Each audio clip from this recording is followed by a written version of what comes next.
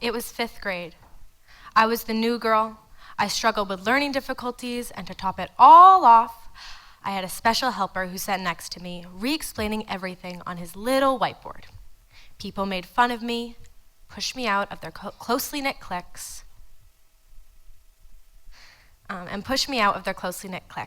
Needless to say, I was bullied in the beginning of 5th grade. Our student teacher of that year was training to be a voice coach.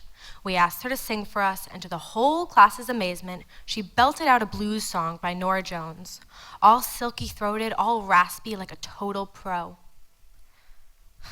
I was overwhelmed by her poise because up until that point in my 11 years of life, I had never experienced anyone but grown adults being so confident in themselves.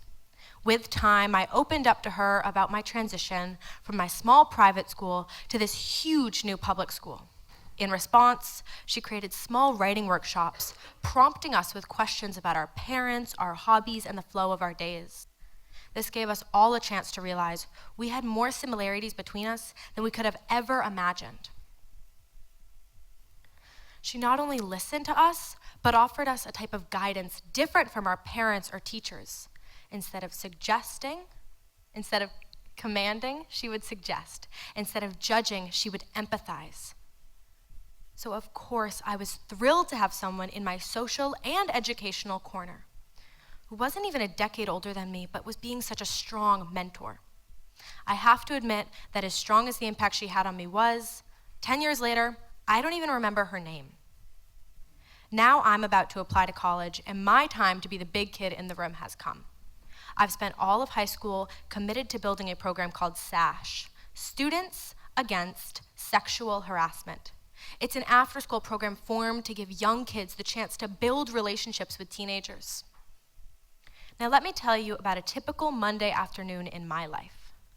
I'm walking through the bright-colored hallways of the local elementary school, going over the to-do list in my head. SASH starts in just 10 minutes. In one arm, I'm carrying art supplies, and in the other, a large box of goldfish for snack. As I turn the corner, an ocean of students floods by me, rushing for those doors that ring of freedom. But then, I see my students just as happy to be running into our SASH after-school classroom as everyone else. I walk in, sit down, and let our group's routine begin to play out. First, a group of students comes up to me showing off all the doodles in their notebooks. Then a group of curious and excited 4th graders almost jump me. They can barely hold still before asking, "What are we doing today?" Because I was thinking, and before I can get a word out, they are jumping for that next idea. Gymnast girls with bright leggings and tight braids fly through the air doing cartwheels in unison. No one can help but cheer them on. I'm smiling, but I am feeling a bit overwhelmed. I turn to the back of the room and see the shy and quiet students patiently and eagerly awaiting to hear the focus options of the week. So this is how it works. For 10 weeks, students get to pick from the focus areas of art, music, writing, and acting. The art focus uses art supplies to create projects through open prompts that typically address the expression of emotion. The music focus offers kids a chance to participate in a continuous program that takes work done in each class to build the final musical score. The acting focus uses improv and role-playing to build skits. The creative writing focus usually has the smallest group, but produces the most mature and rich conversations covering topics such as sexism, current events, and homophobia.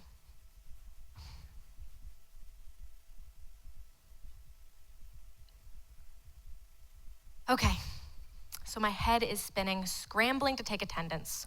All 43 of my 4th and 5th graders are here. Leaders now will pitch their prompts to the big group. Art will be doing paper bag emotions. Music will be running a songwriting course on what empathy feels like. Acting will be doing monologue writing on apology, and writing will be doing love letters to themselves. I have a triple role when I'm here. I'm a high school student guiding not just the wildly excited kids in front of me, but leading my 8 high school peers who also teach this program. I'm the point person, the glue, and the floater to this program, running around like a crazy person, making sure everything is running smoothly. Something I've noticed while being this floater is that anxiety for many kids is a huge part of growing up. Friend dynamics, social fears, family life, school, and even the way we look and dress don't just go through teenagers' thoughts, they go through young kids' brains too. Being an available person for these kids to reach out to is a huge part of my job. For instance, last year, I had a girl come to me with tears in her eyes, asking for some time to sit alone. On other occasions, students want to just walk around the building to talk.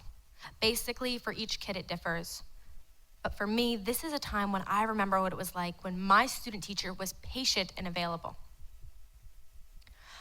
I've observed a really big trend among American teenagers, where we put ourselves down, bullying ourselves with self-deprecating commentary. I look like trash, or I'm so fat, are light examples of this. But at SASH, our goal is for kids to raise themselves up. No self-put-downs, no self-bullying. The room has an entry ticket of leaving all competition and self-hate at the door. But in a society driven by competition, this can be hard for kids. For instance, a few weeks back, I had a group of students dedicated to music. This week, we weren't running their usual focus, so they had to go to art. They told me, I can't paint. I'm not an artist. But they still did the prompt to create the perfect room for themselves anyways. Once they got into it, they were working so intensely that when it was time for dismissal, they begged and begged me to let them stay late. We all yearn to feel accomplished, included, and wanted by the people that we surround ourselves with. Our job at SASH is to give this kind of community to kids, because when we don't feel supported, it's really hard to push to be our best selves. 20 years ago, building relationships was easier. I know this from looking at the adults in my life, talking and listening to them roast our generation's inability to turn the screens off and our minds on. And the truth is, we don't seem to have any sort of deep connection to one another. I'm not going to give you the statistics here because I am the data. Because of media, because of things like Snapchat and Instagram, I can't help thinking that we are continuously losing ground. Using pictures instead of text, Snapchat communicates a message or photo that disappears after the snap has been sent. In my opinion, this gives people permission to be loose with the medium. In principle, it's an interesting idea, but in reality, these photos can range from cute pictures of kittens to genitalia. This should not be normal, but it has become the norm for my generation. And I must admit that I am guilty of Snapchatting too. I'll go to a sleepover and 5 of us girls are sitting around in our pajamas, stuck in our phones for the night. So why not just delete these apps? Well, if you do, you risk being uninvited to things. If you decide to be one of the few people who boycotts social media, then you are literally building a wall, barricading yourself from social circles. This is why the decision to end social media obsession is up to our generation as a whole. This is why SASH matters, because it challenges the disconnect that media is responsible for. We know that social connection is an effective prevention tool against sexual harassment, bullying, and assault. The research we've done in SASH through pre- and post-surveys backs this up.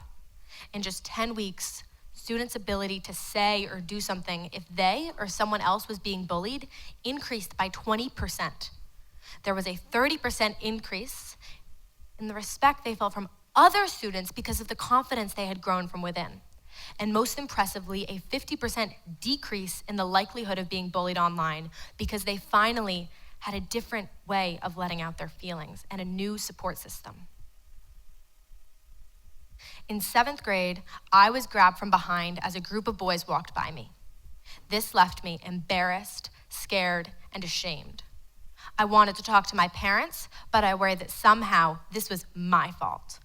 Was it the clothes I was wearing? Was it something I had said or something I had done? I couldn't yet see that what I had just gone through was a common problem.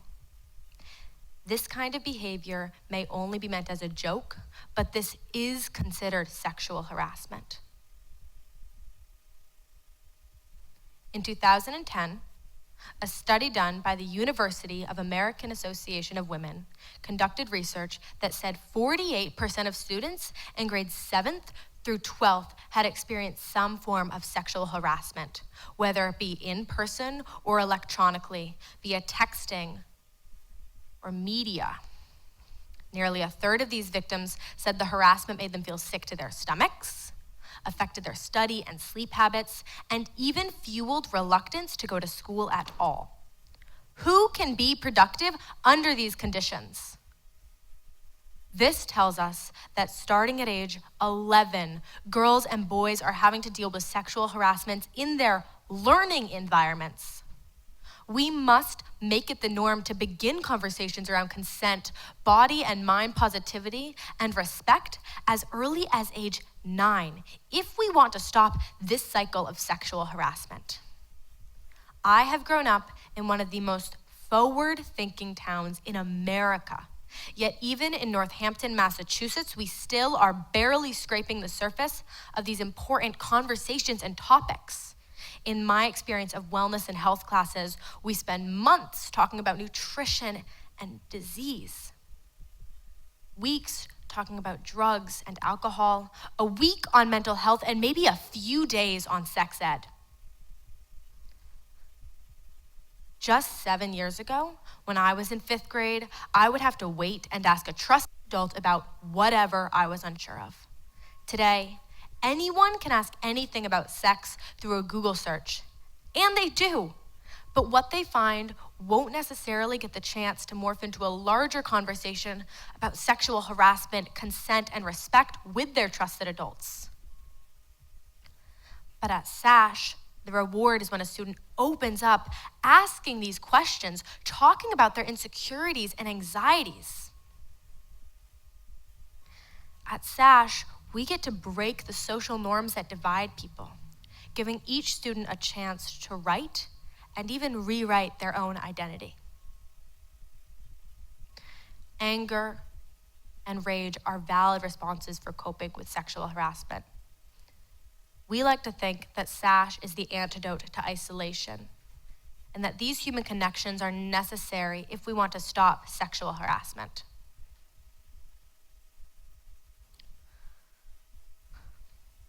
Most people don't reach into their box of tricks and pull out the life skill called create. We tend to go for self-destruction or self-medicating with drugs or alcohol, or more commonly, withdrawing into our screens for media. But what would happen if when we felt these heavy emotions or dark thoughts creep in, we reached instead for painting?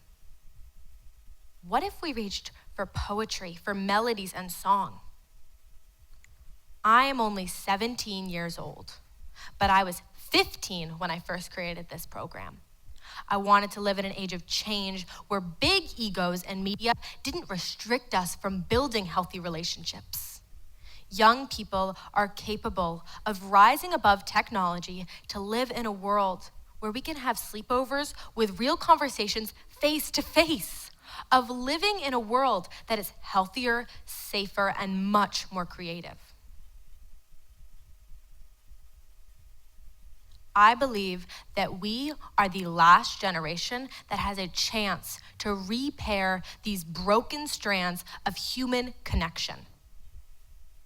There is a lot on our minds as young people: climate change, gun control, and other major movements that we are so passionate about. But my belief is that before we can work to fix these cracked systems of government, before we can work on these large-scale conflicts such as racism, sexism, and inequality, and before we can even begin to start these conversations about saving our world from these major challenges, we must come together as human beings. We must come together as a generation that can connect. That is the world I want to live in, and that is the world I am trying to create. Thank you.